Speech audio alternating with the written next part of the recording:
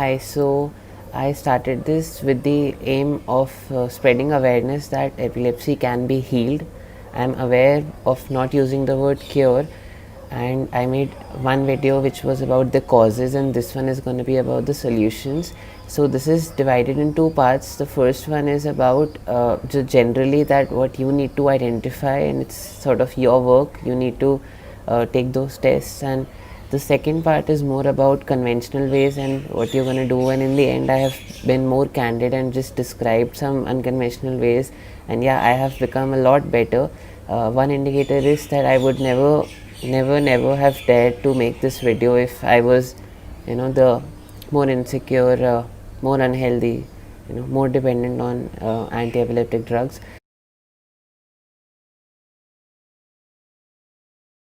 So firstly, the first part of this video is for me to suggest to you that you learn basic concept of the Ayurveda and science. I firstly want to say that I don't preach Ayurveda, I don't even practice most of it.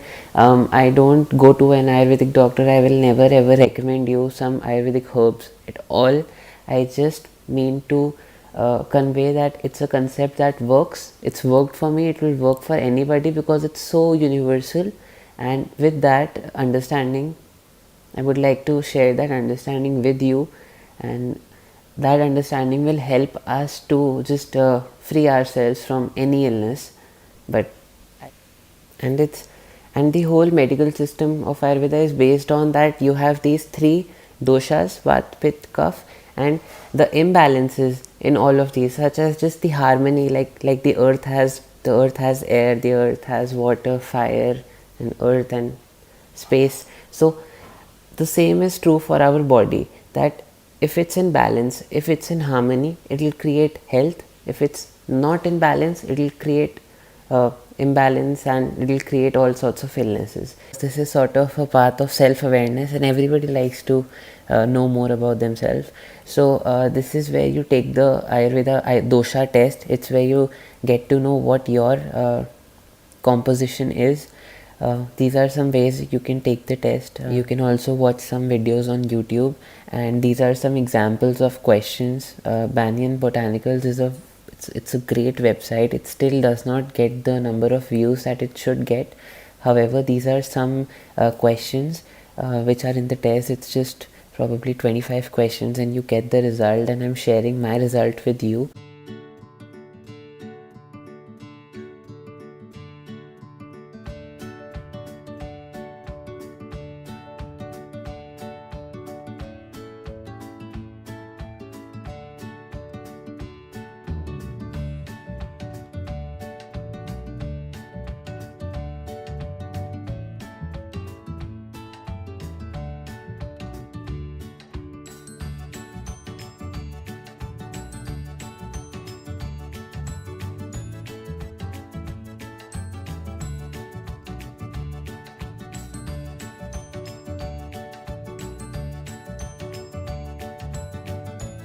Now I'm sharing how a balanced vata looks like, how a balanced pitta looks like, depending on your composition. And you can see that when you balance these all, it's like the earth, and earth has fire, the earth has water, the earth has air, the earth has earth, the ether element to it, and the earth has space. So in our whole, if you look at our earth, when all these things are balanced and moderate, then the earth, the climate, everything functions well, and that's the hope for our body as well. Now this part is about me, and these are like my indications is what I've written. So my indications, that is the imbalances that were in my body, and I have been very aware of them, and I've reduced them. So it's a whole list, and I'll go through them. And this was a period where my seizures were in control because of the AEDs. So I was taking anti-epileptic drugs, and on the outside I did not have a seizure for a year, but I was showing all these signs. So number one is cold hands and feet. You'll see the whole list of vata imbalance and other dosha imbalances. Cold hands and feet is so relevant because everybody would notice it. Second is constipation. I have had it for all my life. I was just not aware about it. I thought it's okay, I can just take a dump whenever I want to. It's really the most unhealthy thing anyone can ever do. So I wasn't aware. Third was the pale skin. My pale skin and my face was just dull and acne. Fourth is dry lips. I had very dry lips earlier. Um, Fifth is conflicting thoughts, and this is more on the emotional side. However, I remember that as soon as I used to wake up, I had sort of conflicting thoughts, or I was just restless for the at least for the first 2-3 hours that I'd wake up, and then I'd probably get back to life. Another one is a major one was trouble waking up. I mean, this was the worst thing ever. I could not wake up easily. Waking me up was a task, and I used to hate it because I could not do a simple thing like just waking up. Then, how will I be able to achieve the bigger things in life? But it's a cycle, you break that cycle, and once you break these cycles, you will observe these indicators in yourself as well when you go through that list, when you take that test, and sort of when you check mark all these things that are showing your body is showing. The biggest sign, the biggest indication is a seizure. That's the ultimate sign that our body shows that okay, something is wrong. That's why the brain is just seizing. But these are the small indicators that is showing 24/7. Seizure happens probably once or twice and it goes away. These are happening all the time. But this is just about me. I'm telling you, me. These are so relevant because you might be experiencing them on your own. So trouble waking up was a big one. The other two are blocked nose. I said it in the causes video as well that I had a runny nose, and that's not it. That's never good. The last one is crackling my joints in between. Also, now I have different sort of imbalances or different sort of indicators. Body is always showing these indications. So, just for example, right now I have a different one that is, and it is the irregular bowel movements. I still sort of, because it's such a old habit, the chronic constipation. It's so old that some days when I'm not aware about my diet, when I don't feel as good, and if I don't practice my pranayama, so after every alternate or 3-4 days I don't take a dump until the evening, which is fine. It's also just a sign. And otherwise, such as if I don't do my pranayama and if I'm just in the air conditioner, then I might have a runny nose, so I just need to fix it up. If I just jog for 10 minutes, then the nose clears up. So these are just indications that the body shows. It kind of reminds me that okay, you have the tendency that a vata imbalance will take place and these signs will return, but as soon as you fix it, those signs go away. This is sort of a reminder to me that just keep this in balance. These smaller signs are being taken control of, and similarly the bigger sign, that is the seizure, is gonna be fixed and we'll take care of it.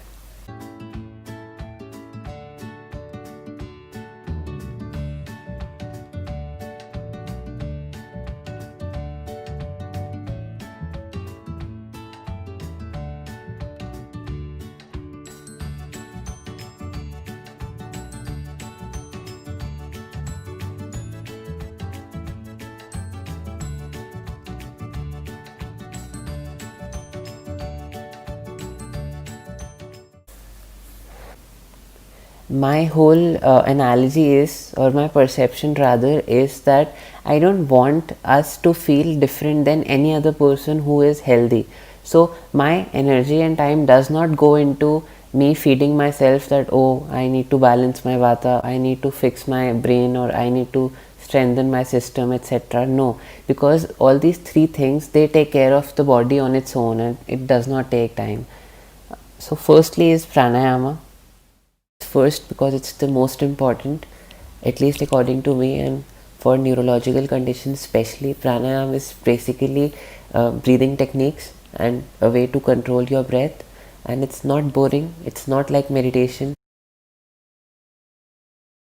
प्राणायाम का मुख्य उद्देश्य ओज का साम्राज्य या वर्चस्व स्थापित करना है, अर्थात सही दिशा में किया प्राणायाम शारीरिक धातुओं, रस, रक्त, मांस, मेद, अस्थि, मज्जा, शुक्र का मंथन कर विशिष्ट शक्ति ओज की वृद्धि करता है तथा शारीरिक, मानसिक एवं आध्यात्मिक विकास करता है।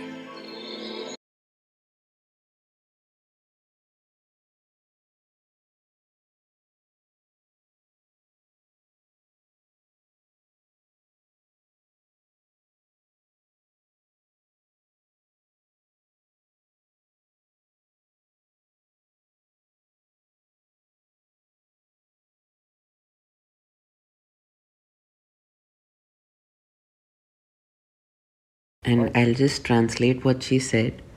That is that I had 3 to 4 seizures at once, and I was hospitalized for a year almost, and then I felt that I'm gonna die. So I started doing Anullom vellom Pranayama, which is a form of alternate breathing technique.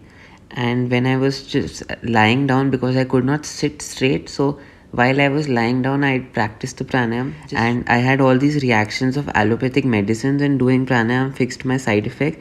And further, she tells that she was able to reduce all her drugs, and she does not take any drugs anymore for epilepsy. I chose this story because it's so inspirational that you can just start doing pranayam by lying down.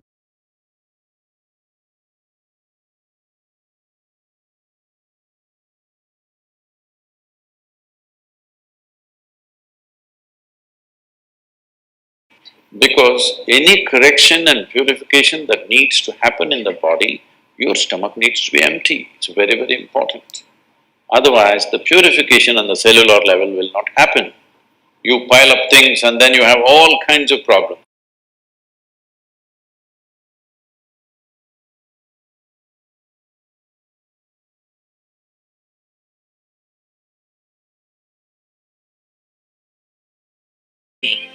And he wolfs them down. Our scripture today is from Matthew 17. A man came to him saying, "Lord, have mercy on my son, for he has epilepsy and suffers severely." And Jesus rebuked the demon, and he came out of him, and the child was cured from that very hour. Then the disciples came to Jesus privately and said, "Why could not we cast him out?" And Jesus said, "This kind does not go out except by prayer and fasting." Let us pray. Father, we ask your blessing on this child, Robbie, that he may come forth from sickness into health, to live as your servant. So I'll share what I did, which worked. I did a 3-day juice cleanse and 3 days of just having juice. That cleared up a lot of my toxins that were in my stomach. After that, I had a little lighter diet of just eating little raw food for 2 to 3 days, so that my body is used to food. And then I came back to normal, and I do intermittent fasting. So I'm usually having for 8 hours, and I take Triphala. It's an Ayurvedic herb. I can't recommend it to you. So just a way you can have a herbal tea or any herbs which allow your stomach to have better movements. So that's what I do. I eat everything except for dairy, and I do intermittent fasting. So my stomach just takes 8 hours, and I give rest of the 16 hours to my body. You are not what you eat, you are what you digest, and the absorption matters a lot. This is also true for supplements. You take n number of supplements, it's what your gut is able to absorb, and that really depends on your gut health. So my advice would be, don't chase so many diets. Look for the your dosha types and what food suit you and what food does not suit you, and try fasting, and take some pill or herb that facilitates that process, and focus more on doing pranayama, and focus more on how you treat yourself, how you treat your body, if you love it or no, because that's what matters the most. He just looked around, thought, what the hell is happening here? I asked for food, food came. I asked for drink, drink came. There must be ghosts around here, and ghosts came. Oh, the ghosts have come, they're going to surround me and torture me, he thought. Immediately the ghosts surrounded him and started torturing him.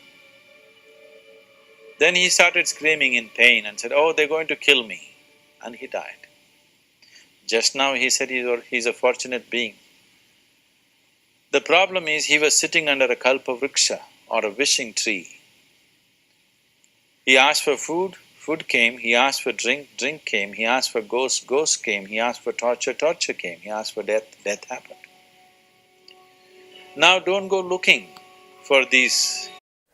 Why this story is so relevant is because I'll give another example that I have literally for 2 years spent all my day to think about how I'm gonna cure my epilepsy.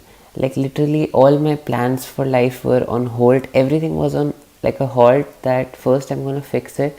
I remember that I'd wake up and I'd prepare, it'll take almost 20 minutes, I'd prepare sort of all the herbs, the Ayurvedic herbs and the supplements, magnesium, GABA. I have I have a whole list of all of them. Wish I could post a photo, but one day I got so frustrated with all of it that I just threw all of it away, and I'm glad I did it. So, why that is important is because daily I was just reminding myself again and again that I am sick, which is what I like about what I am sort of suggesting because it won't take your time. You need to balance your dosha. It's for everybody. Everybody must balance their doshas, else an illness will happen. We already have an illness, so we need to balance it to give it the environment for healing. It's like, and pranayama is magical and it's easy as well. And finally, the stomach and gut health. We just want that more energy is spent on the repair work, on our brain, on our cells, on everything else, and we take that energy that people usually spend on digestion and we put that energy for a period of time for other things. That's all.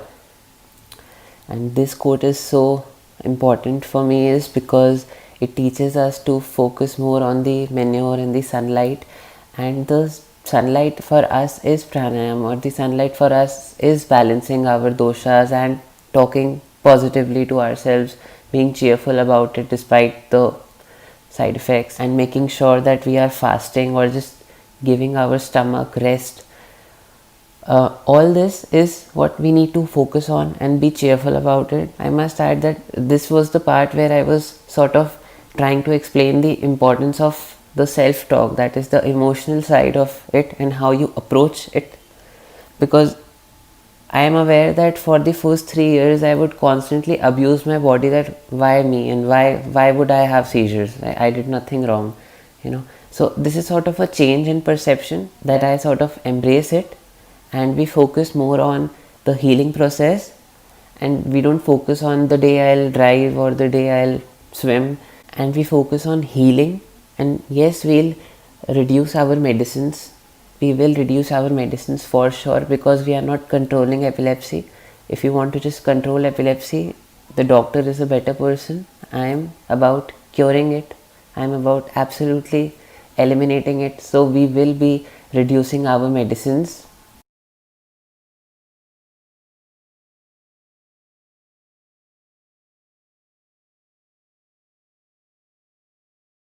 I was so pissed off, or I was so fearful, and I was so frustrated with the allopathic doctors and everything, with the supplements and everything.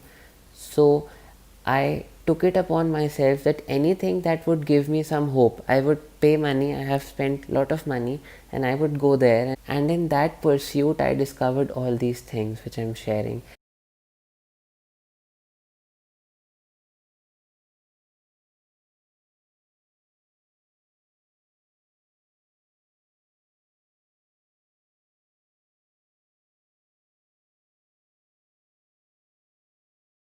Some unconventional ways of healing, or some things you might want to try, because I have, and these are in no particular order of importance. However, one is sound healing. This is more of faith, and faith is like there's this awesome quote I'll post, and that is to believe in something you haven't seen. And about sound healing, I come from a traditional values, and it said that before the universe was born there was just sound, and from a sound this whole universe was created, and we are all a vibration, and sound is also a vibration. So what I used to do and still do is that when I'm sleeping, I play all these videos on YouTube and just sound, and I think on some level they might help me. I'm not losing anything from just playing some sounds at the background. And you see there are millions and millions of views on these sounds, so it might be working, and it's something we can try. The second is hypnotherapy. I haven't done it yet. Very beautiful TED talk, and basically it said was that there can be some traumas or some emotions that are stuck inside you which can cause a chronic illness, uh, and through hypnotherapy they sort of make you realize what that memory was, what that emotion was, and then they release it, and your disabilities or your illnesses, they go away. And there have been many examples of people who were paralyzed and they walked out just after the session. And however, so I did not have such a traumatic experience. When I started this journey of healing, all the emotional baggages or all the emotional problems that I had in myself, especially insecurity, I looked at all of them, especially from my childhood, and I was able to forgive them in my own little capacity. Okay, so I think hypnotherapy, if you think you have some psychosomatic factors in your body that is preventing you from healing, then you must address some emotional problems that you might have had. Lastly is acupuncture. There's a Siddha doctor in South India I went to. He said that in some places of your body, prana is the life force. Prana is also like what we'll do in pranayama is that we allow the prana, that is the life force in us, we let it flow where it wants to, and that is the life force, and the life force can do anything. It can heal and it can do wonders. So he said that your prana is not able to flow properly, which is why I need to do pranayama, and I think everybody needs to do that.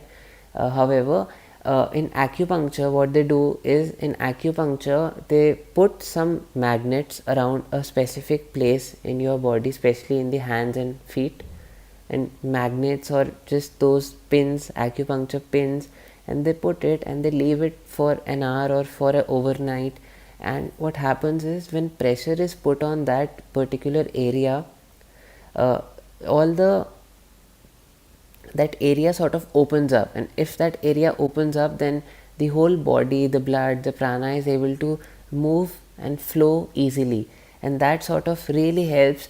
Like, I really think that if in epilepsy, if the weakness of nerves or just blockages in nerves, if I can call blockages, and through this technique, which is really helpful, I know from experience that I just did 2 sessions, and after that, actually, for some days my sleep quota reduced to, like, for 1 hour I used to sleep for 8 hours, so I just woke up after 7 hours and I felt better. So I do think that from acupuncture, doing that, it just releases some energy channels in you, and I know these are just unconventional opinions, you can trust them.